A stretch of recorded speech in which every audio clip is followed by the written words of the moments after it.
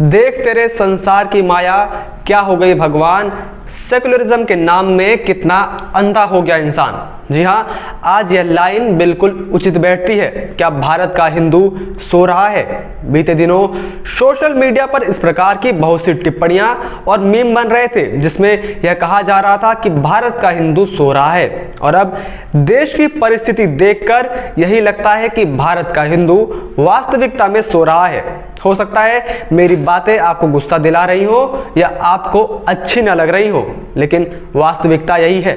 नमस्कार दोस्तों, आप देख रहे हैं नमो भारत न्यूज। मैं हूं अतुल शुक्ला। दोस्तों, आप में से शायद कोई ही ऐसा हिंदू होगा जो पालघर कांड को भूला होगा। और आज इसी तरह आपको एक और संत के बारे में मैं बताऊंगा जो 2008 में हिंदुत्व के लिए कुर्बान तो हो गए थे, लेकिन उन्हें आज तक न्याय नहीं मिला। लेकिन उससे पहले आप कमेंट बॉक्स में हिंदुत्व की हुंकार भर दीजिए।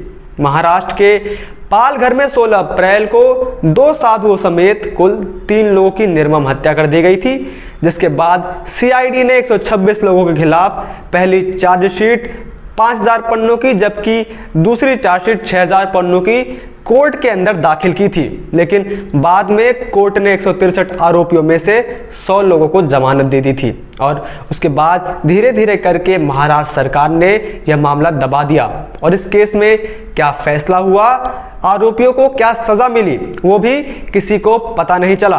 दोस्तों चलो, ये तो 1 साल पहले की बात है, लेकिन आज से 12 साल पहले इसी प्रकार का एक मामला उड़ीसा में देखने को मिला था, जिसका आज तक कोई निर्णय नहीं आया। दोस्तों, उड़ीसा में पालघर की तरह ही निर्ममता से स्वामी लक्ष्मणानंद सरस्वती और उनके 4 शिष्यों की हत्या कर दी गई थी। उस वक्त भी इसके पीछे ईसाई मिशनरियों और माओवादियों का कनेक्शन सामने आया था। दरअसल दोस्तों, 23 अगस्त 2008 को कंधमाल में स्वामी लक्ष्मणानंद और उनके शिष्यों की हत्या कर दी गई थी। जले सपट्टा स्थित उनके आश्रम में हत्यारे घुसे और उन्हें गोलियों से भून डाला। उनके मृत शरीर को कुल्हाड़ी से काट डाला और उसके साथ 4 अन्य साधु की भी हत्या कर दी थी। दरअसल स्वामी लक्ष्मणानंद उड़ीसा के वनवासी बहुल फुलबनी जिले के गांव गुरुजंग के रहने वाले थे। बचपन में ही उन्होंने दुखी पीड़ितों की सेवा में अपना जीवन समर्पित कर देने का संकल्प ले लिया था। हिमालय से साधना करके लौटने के बाद वो गौरक्षा आंदोलन से जुड़ गए थे। प्रारंभ में उन्होंने वनवासी बहुल फुलबनी के चकापात गांव को अपना कर्मस्थली बनाया। धर्मांतरण कर ईसाई बनाए लोगों को हिंदू धर्म में वापस लाने के लिए उन्होंने अभियान शुरू किया। उनकी प्रेरणा से 1984 में चकापद से करीब 50 किलोमीटर दूर जले सपट्टा नामक वनवासी क्षेत्र में कन्या आश्रम, छात्रावास तथा विद्यालय की स्थापना हुई थी। आज भी उस कन्या आश्रम में सैकड़ों बालिकाएं शिक्षा ग्रहण करती हैं। 1970 से दिसंबर 2007 के बीच स्वामी लक्ष्मणानंद पर 8 बार जानलेवा हमले हुए। आखिरकार 23 अगस्त 2008 जब वे जन्माष्टमी समारोह में भगवान श्री कृष्ण की आराधना में लीन थे, माओवादियों ने निर्मम तरीके से उनकी हत्या कर दी। उनकी हत्या के बाद समूचा कंधमाल उबल पड़ा था। उड़ीसा के अन्य भागों में भी प्रदर्शन व आंदोलन हुए थे। उड़ीसा के अंदर ईसाई मिशनरी के खिलाफ अभियान चलाया था और इतना ही नहीं, उन्होंने उड़ीसा में ईसाई धर्मांतरण के रिश्ते में बांधा बने थे, जिसके बाद से ही वो बहुत से लोगों की नजरों में चुभने लगे थे। और यही वजह थी कि उनके ऊपर 8 बार जानलेवा हमले हो चुके थे। फिर भी वो डरे नहीं और अपने कार्य में लगे रहे। उनकी हत्या का सूत्रधार और मुख्य आरोपी माओवादी नेता सव्यसाची पांडा था। क्राइम ब्रांच ने इस मामले में माओवादी नेता पांडा सहित उसके 14 साथियों के खिलाफ आरोप पत्र दाखिल किया था। बाद में 9 आरोपी ही गिरफ्तार हो पाए। दुर्योधन सुना मांझी, मुंडा बंड मांझी, सुनातन बडमांझी, गढ़नाथ चालन सेठ, विजय कुमार सनसेठ, भास्कर सन मांझी, बुद्धदेव नायक और माओवादी नेता उदय को सजा सुनाई गई। क्राइम ब्रांच ने सोमनाथ दंडसेना को भी इस मामले में गिरफ्तार किया था, लेकिन अदालत ने साक्ष्यों के अभाव में उसे बाद में बरी कर दिया था। सिर्फ यही नहीं, उनकी हत्या के बाद उनका नाम खराब करने की भी बहुत कोशिशें की गई। उनके ऊपर बहुत से झूठे आरोप लगाए गए थे। एक फादर के घर की नौकरानी को नन बताकर बलात्कार का झूठा आरोप उनके ऊपर लगाया गया। स्थानीय माओवादी नेता ने भी इस बात को दबाने की बहुत कोशिशें की। उस वक्त भाजपा महासचिव पृथ्वीराज हरिचंद ने कहा था कि यह हत्या प्रायोजित थी। राज्य सरकार इस हत्याकांड पर पर्दा डालना चाहती है। लगातार विश्व हिंदू परिषद द्वारा हत्यारों की सजा की मांग करने के बाद भी इसके ऊपर कोई कार्यवाही नहीं की गई।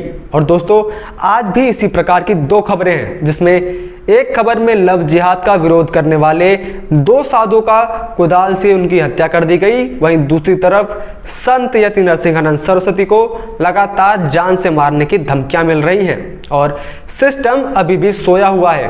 बिहार के मधुबनी जिले के खिरहर थाना क्षेत्र स्थित एक मंदिर परिसर में मंगलवार बुधवार की दरमियानी रात को 2 साधुओं का सर कलम कर उनकी हत्या कर दी गई। तब साधुओं की पहचान 60 वर्षीय हीरा दास और 38 वर्षीय आनंद झा के रूप में हुई है। दोनों बासोपट्टी थाना क्षेत्र के सिरियासुर एवं भगवानपुर गांव के रहने वाले थे। वहीं दूसरी तरफ डासना के संत यति नरसिंहानंद सरस्वती को लगातार मुस्लिम पक्ष की तरफ से उनका गला उतार देने की धमकियां दी जा रही हैं। यही शांति दूत लोग मस्जिदों के बाहर खड़े होकर खुलेआम संत यति नरसिंहानंद को जान से मारने की धमकी दे रहे हैं। आपको बता दूं कि यह सब आम आदमी पार्टी के विधायक अमनतुल्ला खान द्वारा संत यति नरसिंहानंद सरस्वती को धमकी देने के बाद से शुरू हुई और अगर ऐसे ही चलता रहा तो जल्द ही एक और हिंदू संत हिंदुत्व के लिए अपनी जान कुर्बान कर बैठेगा और इस देश का हिंदू उस समय भी सेकुलरिज्म की नींद की गोली खाकर सोता रहेगा। इसके बाद कुछ सेकुलरिज्म का ज्ञान देने वाले लोग अपनी आंखों पर काली पट्टी बांध लेंगे और अपने मुंह पर फेविक्विक लगा लेंगे। नरसिंहानंद को पिछले 3 हफ्तों से धमकियां मिल रही हैं और एक भी हिंदू ने इसके ऊपर कुछ कहा नहीं, उनका समर्थन नहीं किया।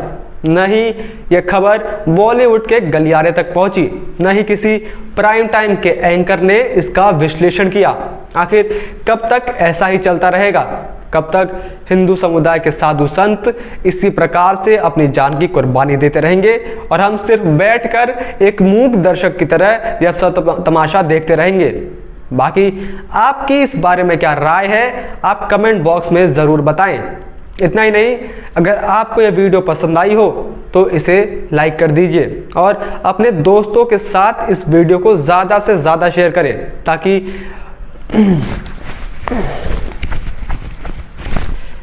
इतना बाकी आप इस वीडियो को अपने दोस्तों के साथ ज़्यादा से ज़्यादा शेयर करें ताकि यह खबर सब तक पहुंच पाए।